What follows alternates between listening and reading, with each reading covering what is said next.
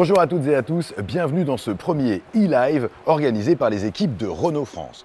Alors, vous le savez, actuellement, les showrooms de Renault, des concessions Renault, sont actuellement fermés. Mais nous, on a voulu rester connectés avec vous pour vous présenter des nouvelles technologies associées aux nouveaux modèles. Alors, connectés avec vous, les clients actuels, et on vous remercie et on vous salue, mais également connectés avec les nouveaux clients, les futurs clients, à qui nous allons prendre le temps également d'expliquer les nouvelles technologies, et puis bien sûr, connectés avec les fans de la marque qui nous ont suivis là depuis hier et qui ont inondé les réseaux sociaux. Vous l'avez compris donc, l'intégralité du dispositif est en place et nous essayons, à travers les équipes du groupe Renault, de vous accompagner de la meilleure des manières pendant cette période tristement difficile. Je m'appelle Fred et je me trouve actuellement dans un lieu incroyable, habituellement qui regorge de monde, dont on m'a confié les clés. Juste pour moi, c'est l'atelier Renault, la vitrine internationale de la marque Renault depuis 1910. Situé sur les Champs-Élysées, cet endroit incarne l'esprit de la marque dans un lieu dédié à l'innovation, la technologie et le design. Avec toute l'équipe, je suis très heureux de pouvoir vous proposer ce format de 30 minutes pour vous présenter en avant-première les nouveautés de la marque que vous pourrez retrouver prochainement dans le réseau Renault et plus particulièrement les technologies et les nouvelles technologies en l'occurrence de la marque en termes de motorisation alternative électrifiée. Pendant ces 30 minutes, je serai accompagné d'experts de la marque qui sont eux aussi confinés chez eux, mais qui sont absolument ravis, ils l'ont souhaité, rester connectés pour échanger librement avec vous. Grâce à ce dispositif exceptionnel, vous allez pouvoir discuter avec nous et nous allons tenter de répondre à toutes vos questions sur toutes les nouvelles solutions électrifiées. Nous n'éluderons aucune question, vous saurez tout sur nos nouveaux modèles. Juste pour rappel, si vous souhaitez participer activement à ce dispositif, vous pouvez envoyer vos questions et commentaires pendant le live, mais également en amont des émissions et après, bien sûr, leur diffusion. Alors, vous le savez, depuis 10 ans, Renault est le leader et le pionnier de la technologie Z2, de la technologie 100% électrique. Je me rapproche là de la nouveauté. La nouveauté, c'est la nouvelle motorisation e-tech. La signature, c'est la signature e-tech. On est aujourd'hui dans un contexte de préservation de l'environnement et de réduction des émissions de CO2 qui va complètement transformer l'écosystème de la distribution automobile et notamment nos habitudes de déplacement. Vous êtes d'ailleurs de plus en plus nombreux à souhaiter de nouvelles solutions de mobilité plus économiques, plus écologiques, sans faire bien sûr de compromis sur le plaisir de conduite. Alors pour vous accompagner dans cette transformation, Renault va donc proposer prochainement ces nouveaux modèles équipés de cette technologie e-tech hybride. Voilà, le cadre est posé, vous savez tout. Ce que je vous propose maintenant, c'est de vous donner la parole au maximum et de prendre tout de suite la première question que nous avons reçue. Pourquoi se lancer maintenant dans l'hybride alors que jusqu'à maintenant Renault avait fait le choix du 100% électrique ? Déjà, pour y répondre, il faut essayer de mieux comprendre les choix de Renault et notamment de comprendre ce qui existe sur le marché. On peut faire un point sur les différents types de motorisation hybride qui sont proposés parce qu'elles sont très différentes et leur efficacité également est très différente en fonction de leur mode d'utilisation. On va essayer de faire très simple. Il existe 3 catégories de véhicules hybrides. Le véhicule 100% hybride non rechargeable, le véhicule hybride rechargeable et le véhicule hybride léger. Une voiture hybride utilise 2 types de motorisation, une motorisation thermique et une motorisation électrique. Ce type de véhicule est équipé d'un moteur thermique qui le plus souvent d'ailleurs est un véhicule essence, d'un ou de plusieurs moteurs électriques et bien sûr d'une batterie de traction pour faire avancer le véhicule. On a dit qu'on faisait simple, on fait simple. Tous comportent un moteur thermique et au moins un moteur électrique, ainsi que cette fameuse batterie de traction. La différence, c'est dans la motricité, le type de transmission, le mode de recharge, la consommation et bien sûr l'impact environnemental. Alors, pour nous en dire plus et rentrer dans le détail, j'ai le plaisir d'accueillir Elena. Elena, elle est la responsable de gamme Clio et Capture et elle est connectée avec nous en duplex. Elena, bonjour, bienvenue dans ce premier format Facebook. Avant toute chose, bonjour Elena et comment vas-tu ? Bonjour Frédéric, bonjour à toutes et à tous. Merci de m'accueillir dans ce premier e-live. Je vais bien, confiné chez moi. C'est un peu moins spacieux que l'atelier Renault. Oui. Et effectivement, nous, au sein des équipes, ça fait des mois qu'on parle des hybrides, de l'e-tech, comment on va lancer ces nouvelles technologies en France auprès des clients français. Et aujourd'hui, je suis contente parce qu'enfin, on peut élargir cette discussion et la partager avec vous. Pour parler de la stratégie Renault, nous avons choisi de démocratiser la technologie hybride en la proposant sur nos voitures les plus vendues, c'est-à-dire Clio, Captur et Mégane. La technologie e-tech, elle est complémentaire avec la technologie zéro émission. Nous avons profité de toute l'expertise sur le véhicule électrique pour récupérer les principaux atouts appréciés par les clients qui conduisent déjà des Zoé et d'autres véhicules électriques de la gamme, c'est-à-dire le démarrage silencieux, la réactivité, la réduction des émissions de CO2, et nous les avons intégrés dans la technologie hybride. En combinant les moteurs électriques et le moteur thermique, le client a du coup la possibilité d'expérimenter régulièrement l'expérience de conduite en full électrique, donc profiter de tous ces avantages, mais quand il doit aller plus loin, quand il doit faire les trajets plus longs, il peut aussi bénéficier de la polyvalence et utiliser le moteur thermique qui va lui enlever le souci de où est-ce que je trouve les stations de recharge, quelle est mon autonomie, etc. Donc c'est un premier pas vers l'électrique. Ok, c'est une très bonne explication qui nous amène d'ailleurs à finalement une deuxième question qui correspond aux spécificités des hybrides qui sont développés par Renault. Et pour répondre à cette question, il faut comprendre que Renault a acquis depuis plus de 10 ans, on l'a dit ensemble, Elena, une expertise dans le domaine du véhicule électrique qui lui permet aujourd'hui de proposer ces motorisations hybrides, qu'elles soient dynamiques bien sûr et très efficientes. Alors il faut aussi qu'on parle du sport automobile et de l'implication de Renault en Formule 1 qui là aussi a été au cœur du développement des motorisations hybrides e-tech de Renault.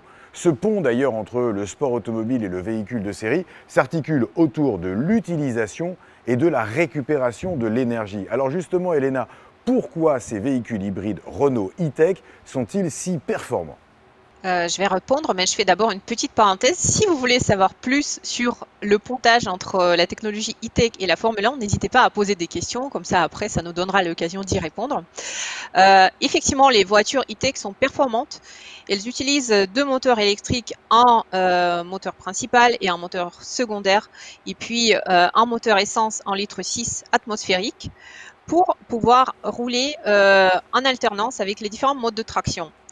Ils ont une bonne capacité d'accélération, une belle vivacité en phase de reprise. Et moi, je peux en parler personnellement parce que, heureusement, mon poste m'autorise à tester ces voitures avant qu'elles n'arrivent au grand public. Et à chaque fois, c'est vrai que les sensations de conduite sont assez surprenantes et se rapprochent beaucoup de l'agrément de conduite d'un véhicule électrique. Par ailleurs, les voitures e-tech sont écologiques.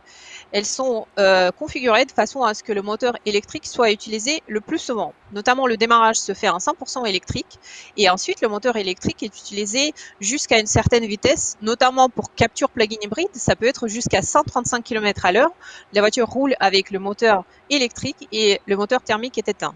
Évidemment, dans certaines conditions de conduite, quand par exemple vous avez le profil de route qui change défavorablement ou quand vous appuyez à fond sur l'accélérateur, le moteur thermique prend le relais et dans ce cas, on peut passer en mode de traction hybride ou thermique.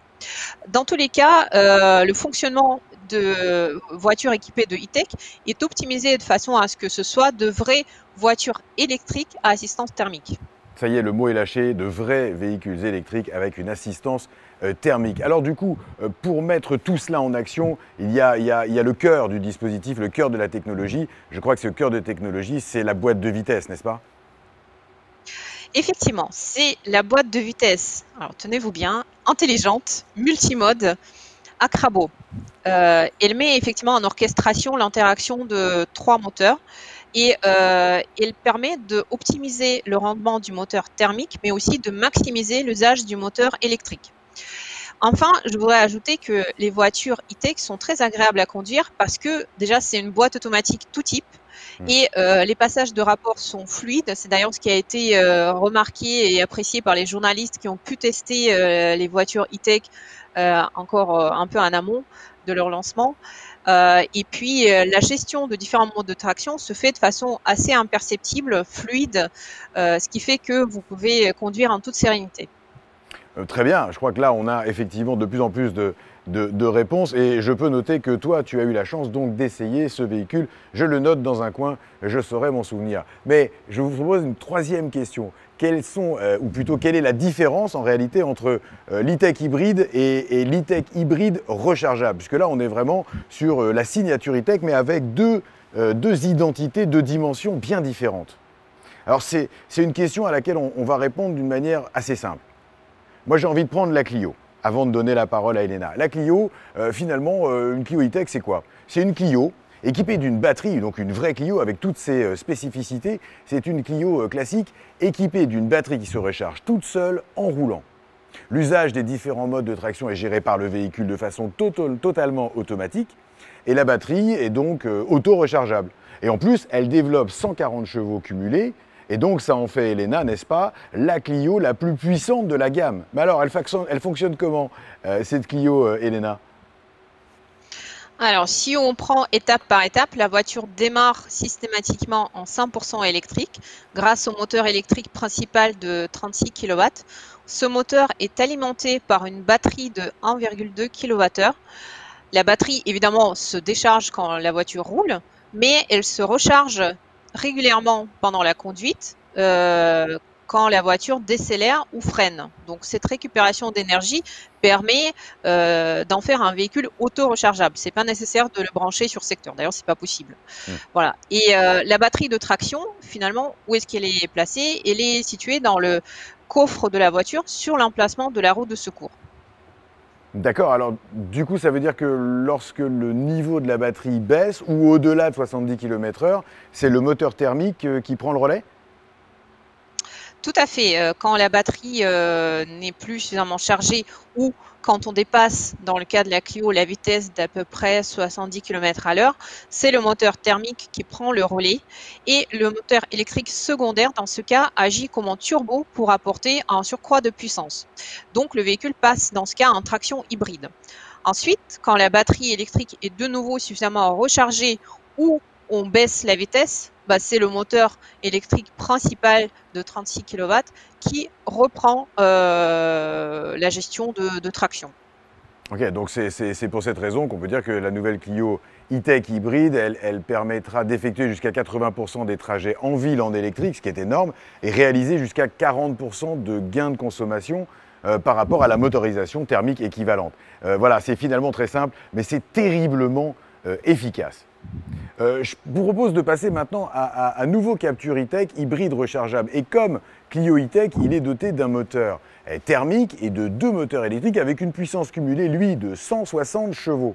Lorsque le véhicule est branché à une prise ou à une borne, la batterie, qui cette fois fait 9,8 kWh, qui est située dans le coffre également, se recharge. Elle se recharge en 5 heures sur une prise domestique, en 3 heures sur une prise Green-Up ou sur une Wallbox. Alors Elena, comme je sais que tu es toujours là, comment se fait le démarrage de ce Captur e-tech? Est-ce que c'est comme une Clio?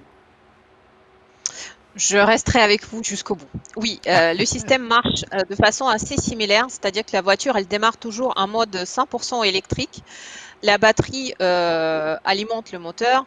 La batterie se recharge aussi en décélération et au freinage, mais en revanche, sa capacité est plus importante. Donc, ça permet aux captures de rouler une fois intégralement chargées jusqu'à 50 km en mode mixte et jusqu'à 65 km en ville en 100% électrique. Quand la batterie commence à être déchargée ou quand la vitesse dépasse 135 km/h, ce qui normalement ne doit pas être fréquemment le cas, c'est le moteur thermique qui prend le relais. Et donc, ce qui est important aussi de mentionner, c'est que le client a le choix d'activer une fonctionnalité qui est, je pense, assez utile, le mode e-save, qui permet de garder une partie de charge de batterie. Par exemple, quand vous commencez votre trajet en zone périurbaine et que vous savez que la fin de votre trajet va se faire dans une zone où il y a des restrictions de circulation, vous pouvez activer la fonction e-save. Comme ça, il préserve une partie de charge de la batterie suffisante pour que vous puissiez finir votre voyage en 100% électrique. Ouais, c'est finalement très simple. Alors si on veut résumer tout ça, dans le cas où la batterie n'est plus assez chargée pendant le roulage, le véhicule passe en mode hybride comme sur une Clio e-tech. Et du coup, Captur e-tech hybride rechargeable va continuer de démarrer et de rouler à basse vitesse en électrique. Ok, bah finalement Exactement. c'est finalement très simple quand tu l'expliques. Allez, on regarde tout de suite une question supplémentaire et là on parle d'écologie. Alors on nous dit qu'on sait bien qu'une fois usées, les batteries sont jetées, elles sont très polluantes. Quelles sont les solutions que Renault propose? Bah déjà, pouvoir vous répondre, depuis 2012, Renault collecte et recycle les batteries des véhicules électriques usagés via une filière spécifique. Ce recyclage d'ailleurs est possible à 95%, pendant que la réglementation européenne ne demande que 50% des batteries. Donc on est très bien positionné. Et puis Renault est également très engagé dans ce qu'on appelle l'économie circulaire et les projets de deuxième vie. Avant de recycler une batterie, il faut déjà lui donner une deuxième vie. Une deuxième vie qui sont aujourd'hui des batteries pour alimenter des bateaux électriques, des écoles, des réfectoires, des bureaux, des usines. Et puis enfin, Renault a aussi lancé un programme qui s'appelle Advanced Battery Storage, qui est le plus grand dispositif de stockage stationnaire d'énergie à partir justement de batteries de véhicules électriques, et ce en Europe. Alors voilà, j'ai pris Elena le lead parce que cette dimension-là écologique me tient à cœur, et je pose une autre question. On me demande le coût d'achat d'un véhicule hybride reste supérieur à celui d'un véhicule thermique, point d'interrogation. Bah oui, il reste supérieur, il peut représenter pour beaucoup de clients un choix ex aequo, voire une économie par rapport à une motorisation thermique équivalente. Pour autant, effectivement, il est un petit peu plus cher. Mais pour estimer cette économie, il est nécessaire de raisonner en budget mensuel, en incluant le carburant. Alors Elena, est-ce que tu peux nous dire comment ça s'illustre justement? Effectivement, quand on parle des voitures hybrides, le prix catalogue des véhicules de ces versions est effectivement plus élevé que celui des versions thermiques, essence ou diesel équivalentes. En revanche, il faut raisonner non seulement en loyer mensuel, loyer de financement, mais aussi il faut intégrer le coût du carburant. Comme en fait les véhicules hybrides vous permettent de réaliser des économies de carburant significatives dès le premier mois, c'est directement visible. Finalement, dans le budget global, loyer financier plus coût du carburant, il y a beaucoup de clients qui vont se retrouver gagnants avec les voitures hybrides. Pour donner un exemple, bon, évidemment, les données sont en cours d'homologation et elles ne sont pas officielles, mais on vise une consommation de 4,5 litres au 100 avec la Clio hybride, ce qui est 1,2 litres en dessous du moteur essence TCE 130 EDC. Et on voit que directement, on commence à réaliser des économies en conduisant une Clio e-Tech.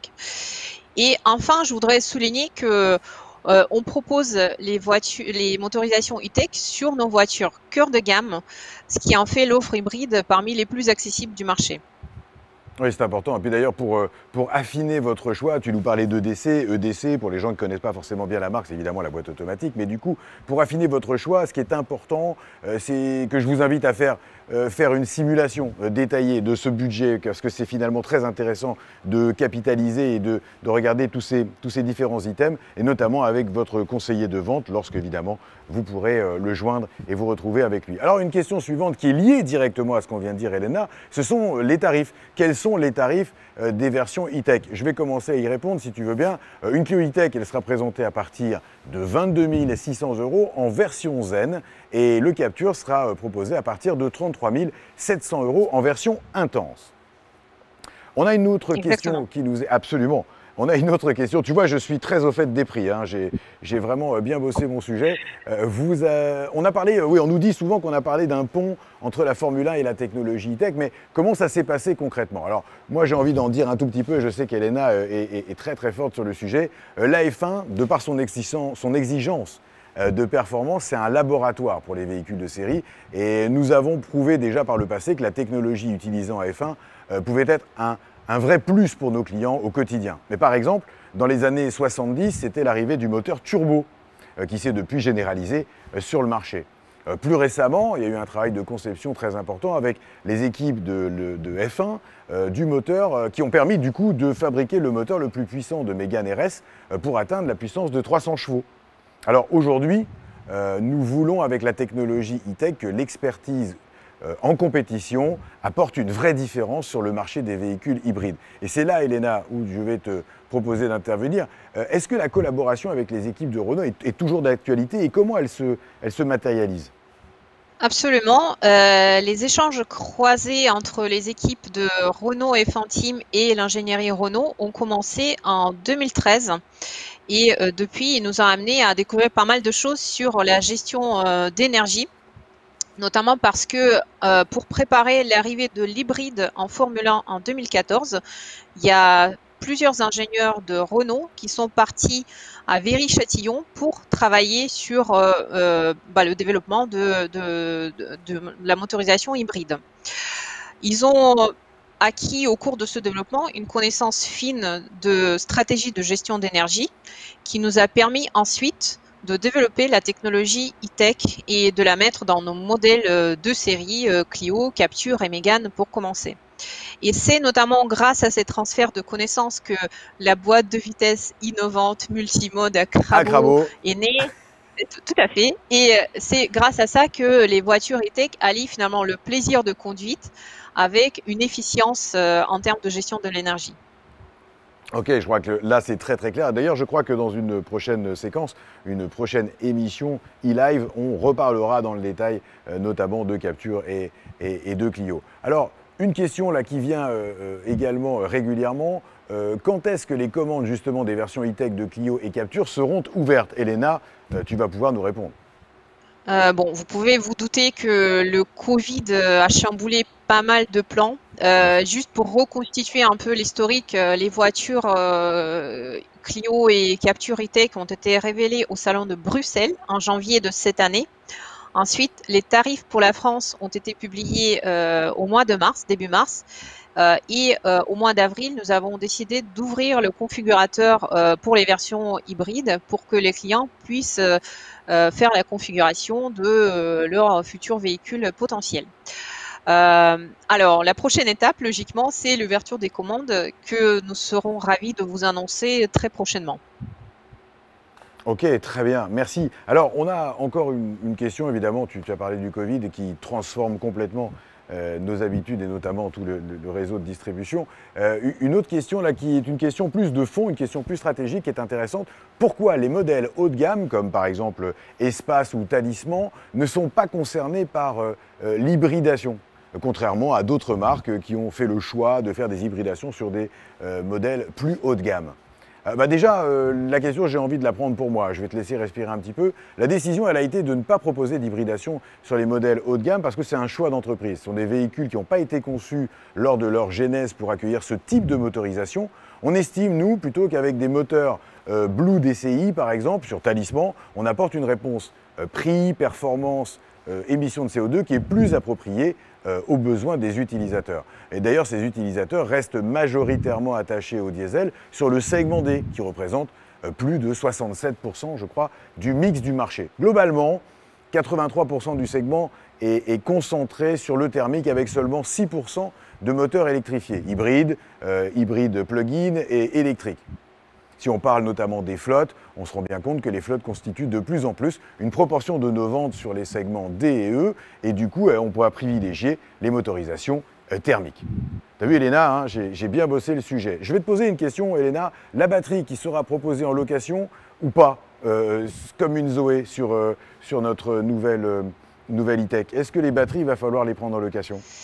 Alors, les batteries des versions e-tech sont bien plus petites que celles de Zoé. La batterie de Zoé fait 52 kWh, tandis que celle de Capture plug-in hybride fait 9,8 kWh et celle de Clio fait 1,2 kWh. Donc, elles sont plus petites, moins chères, et en regardant un peu le modèle économique derrière la potentielle location de batterie, nous nous sommes rendus compte que pour les hybrides e-tech, ce n'était pas intéressant.